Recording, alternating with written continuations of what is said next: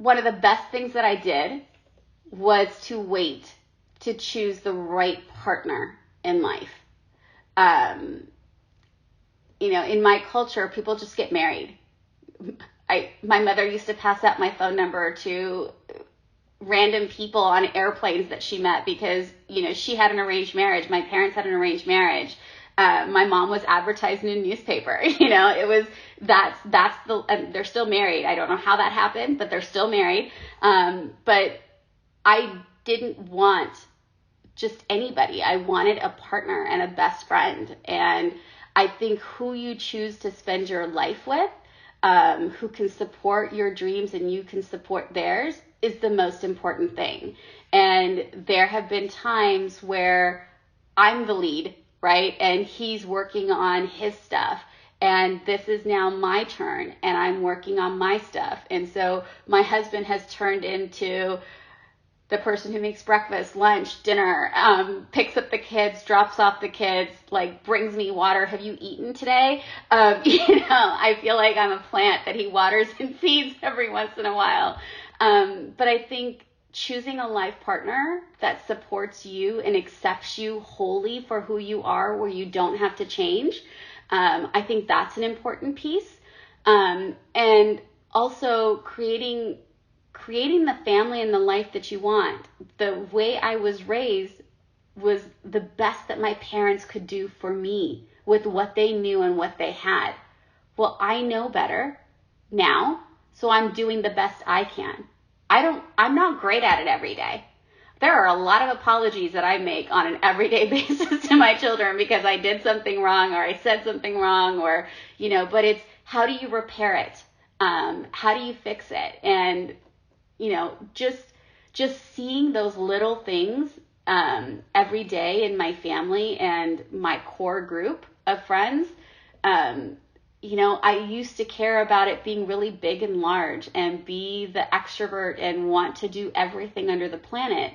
And I realized over time, and again, this is age and wisdom, you can do it.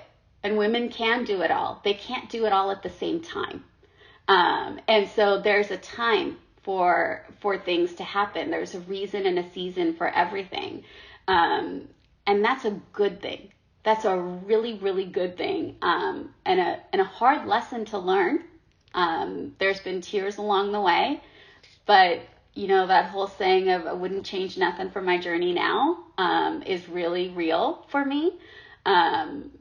Because all of those moments have led me to here. And if I can continue living my life in service to others and helping someone have a better road than I did, then I'm okay. I've done what I'm here to do. And that's my purpose, and it's fine. That moment you realize, oh, this is my purpose, those kinds of things. I have to affirm that for myself. I have to center myself. I have to learn how to breathe. That was very hard for me to learn how to breathe. I didn't know how to do that. I had to have a friend come over who's a yoga instructor who had to teach me how to breathe properly, because I immediately, if things get busy and crazy, I go into stress mode. I go into my anxiety and all of my feelings and everything else. But it literally takes 60 seconds for the body to know that it's not in fight or flight mode, and another 60 seconds for it to come down and realize everything's okay. And the power of breath and knowing that fact has changed my world. I can change the energy in the room. I can change the energy in myself. I just need to pause. I need to put on my cape, cover myself up. I need to pause, and then I can do something else. And those lessons are so important. And, if I knew that at a younger age, I wouldn't have had such a hard time.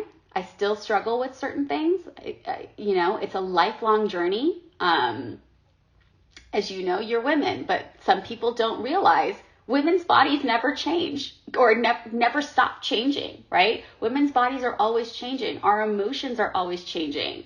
From puberty to childbirth to perimenopause to menopause to postmenopause to everything in between, our bodies are changing, our emotions are shifting. Sometimes we have no idea what comes out of our mouth because we're just having an emotional reaction. But it's okay to say, you know what? That was a bad moment. I'm really sorry.